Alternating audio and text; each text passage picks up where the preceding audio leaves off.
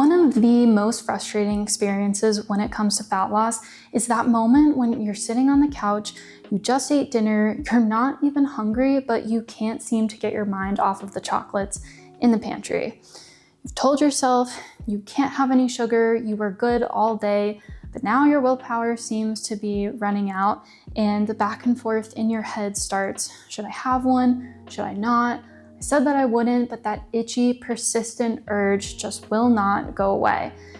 Until eventually you decide to have one and then the floodgates open and all of a sudden you've eaten 10 of them. Now you feel both bloated and guilty. Even as a certified personal trainer and nutrition coach, I used to deal with this constantly, and overcoming these types of cravings was one of the most important things that led to successful fat loss for me and for my clients.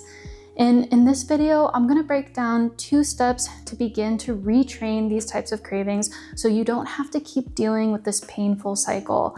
And you can finally get the fat loss results that you've been looking for so long. Because it's not that you're weak or that you can't do it, you've just been taught that discipline and willpower are the only ways to deal with it. The first thing we need to think about is your biology, what's going on physically. This is where we take a step back and look at your entire day of eating.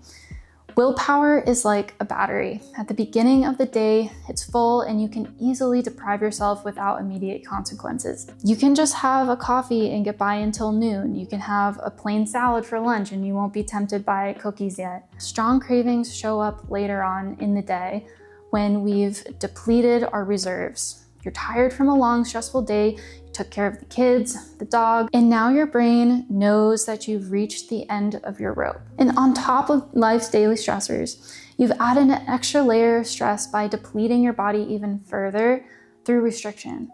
Your brain recognizes that it's in low energy mode and it knows exactly what to do to get you to undo the deficit. And this is when dopamine starts firing and that internal battle starts within you, the back and forth about whether you should eat the chocolate. This battle is real. It's the battle between your survival brain, the older, deeper part of your brain that is hardwired for instant gratification, and your rational brain, which is the newer part of your brain that deals with long-term goals. The problem is, under the conditions that you've put yourself in, the survival brain is probably going to win in this scenario. It knows based on past experiences that if it can motivate you to start eating the chocolate or whatever highly rewarding food it is that you're craving, the energy deficit can be corrected. The low energy mode can be corrected. Your body is designed to keep you in balance. And if it senses that you're running on empty, it cranks up the signals that push you toward calorie-dense, highly rewarding foods. The hungrier and more run down you are, the stronger those cravings get because your brain is valuing that food even higher than it would under normal conditions. We can actually see this on brain scans. If you show junk food to someone who is starving and exhausted, their reward centers in their brain light up way more than when they're in a fed state. And that's why trying to willpower your way through extreme hunger almost never works. So that's step 1. Take a step back and look at your entire day of eating. The number 1 suggestion I can give you to help end this pattern is to make sure that every one of your main meals is balanced with 4 things.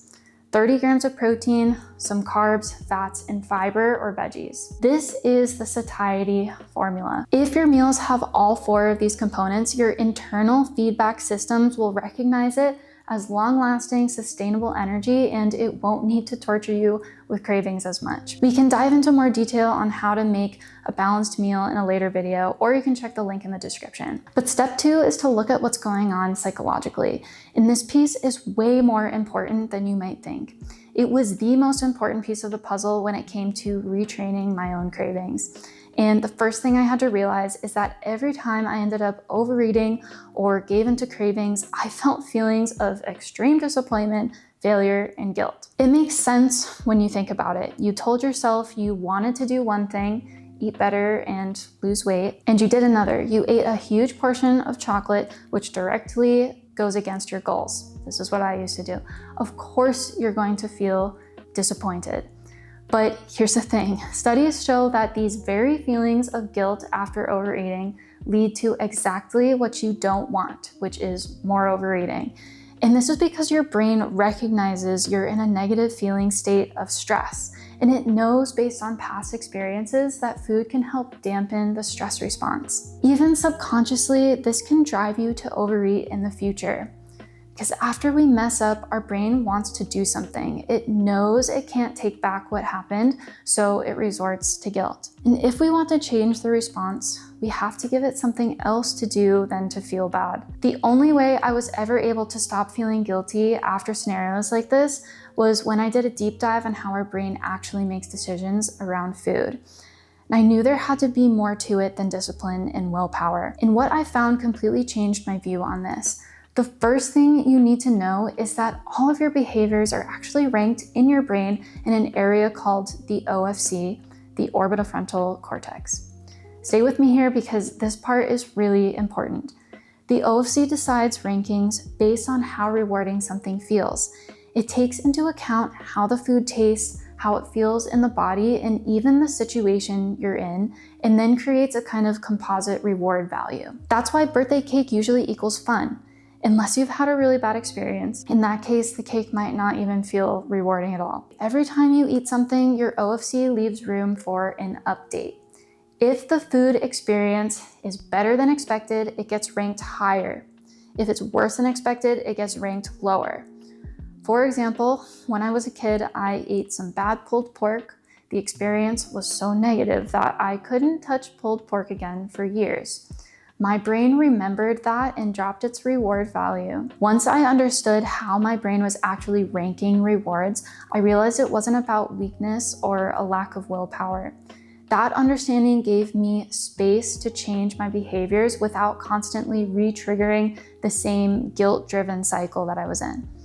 So how does this connect to overeating and fat loss? This is exactly what the Rescorla-Wagner model of behavior change explains. The only way to truly change a behavior is to change its reward value. At the end of the day, humans act based on our internal reward system. Motivation, discipline, and willpower will always be at the mercy of that system. And that's the real game that we're playing here with fat loss. So if we want to stop overeating, we don't try to out-discipline ourselves. That clearly has not been working. We have to lower the reward value of overeating. And how do we actually do that? In order to show you in enough detail how we actually go about this, I'm gonna have to make a longer video explaining the process. So that's gonna be coming up next. Remember, you've got this, and I'll see you in the next one.